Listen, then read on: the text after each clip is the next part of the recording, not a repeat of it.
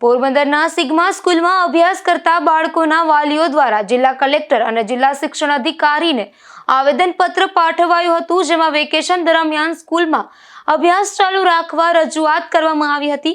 જોકે જિલ્લા શિક્ષણ અધિકારી દ્વારા નિયમો મુજબ પરમિશન ન મળે તેવું જણાવી દેવામાં આવ્યું હતું।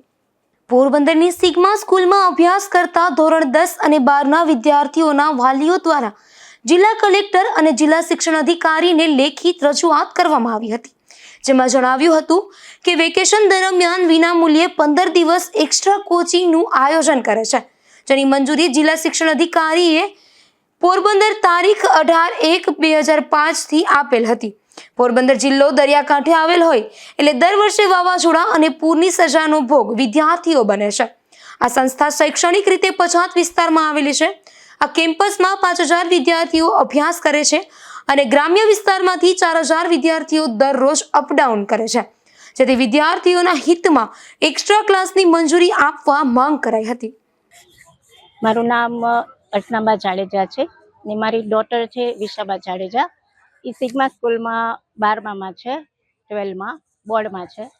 હાલમાં અમારી રજૂઆત એ છે કે 35 દિવસની રજાની બદલે 15 દિવસની રજા આપે, જેથી અમારા બાળકને પૂરતો સમય ભણવાનો મળી શકે। એટલે અમે અહીંયા રજૂઆત કરવા આવ્યા છીએ। તો અમારી અપીલ છે, તમામ અમારા વિદ્યાર્થી, તમામ આખી સ્કૂલ, પેરેન્ટ્સ બધા અમારે હારે જ છે અને અમારી એ રિક્વેસ્ટ છે કે અમને 15 દિવસની જ રજા આપે, ના તો 35 દિવસની, તો જેથી આ બોર્ડમાં સ્ટુડન્ટને એનો પૂરતો સમય મળી શકે। અમે જિલ્લા કચેરીએ પણ સાહેબને ત્યાં મળ્યા હતા, કલેક્ટર સાહેબને ત્યાં પણ અમે મળ્યા, ત્યાં પણ એમને રજૂઆત કરી અને એમને નિવેદનપત્ર અમારો આજે ત્યાં મોકલી દેશે ગાંધીનગર। અને અહીંયા પણ અમને એવું કહેવામાં આવ્યું કે ચલો વાંધો નહીં, પણ એમ કે તમે ઉપર હજી સરકારની પરમિશન લ્યો તો કદાચ થઈ જાય એમ, બરાબર। નમસ્તે, મારું નામ મિરલબેન છે અને અમે અહીં રજૂઆત કરવા આવ્યા છીએ સિગ્મા સ્કૂલમાંથી। પહેલાં મામલતદારે ગયા હતા, પછી ત્યાંથી અમને અહીંયા મોકલ્યા છે। મારી છોકરી 10-12માં છે અને 15 દિવસની વધારે રજા આપે તો છોકરો આગળ ભણી શકે। મારું નામ પાણખણિયા દિયા રમેશભાઈ છે। હું સિગ્મા સ્કૂલમાં ધોરણ 12 વાણિજ્ય પ્રવાહમાં અભ્યાસ કરું છું। અમે અહીંયા કલેક્ટરશ્રીને નિવેદન કરવા આવ્યા છે કે જે વેકેશનમાં વધારાના દિવસો છે, જો એમાં અમારું શૈક્ષણિક કાર્ય 15 દિવસ માટે ચાલુ રહે તો અમે વધુ અભ્યાસ કરી શકીએ ને ધોરણ 12માં વધારે ટકાવારી લાવી શકીએ, જેથી અમે આપણા પોરબંદર જિલ્લો જે શૈક્ષણિક ક્ષેત્રે ખૂબ જ પછાત છે, 48માં ક્રમે આવે। જો અમે વધુ અભ્યાસ કરીએ અને નબળા વ્યક્તિને વધારે પ્રોત્સાહિત કરે ને શિક્ષકોને, તો વધારે સારા ગુણ લાવી શકીએ। બધા અન્ય ઘણા શહેરોમાં શૈક્ષણિક કાર્ય ચાલુ છે, તો શા માટે અમને શૈક્ષણિક કાર્ય ચાલુ રાખવા દેવામાં નથી આવતું? અમારા માટે કેવી રીતે ન્યાય? જો ઘણા લોકો ફરિયાદ કરે ને અમને ભણાવવા માટે ના કરે તો વચ્ચેનો રસ્તો નીકળી શકે। જેમ કલેક્ટર કહે, જે નિયમો કહે, અમે એ બધાનું પાલન કરીને આગળ શૈક્ષણિક કાર્ય ચાલુ રાખવા સહમત છીએ। અમે ભણવા તૈયાર છે, વાલી સહમતિ આપે છે, શાળા ભણાવવા તૈયાર છે, તો શા માટે અમને ભણવા દેવામાં નથી આવવા દેતા? અમારી માત્ર માંગણી એટલી જ છે।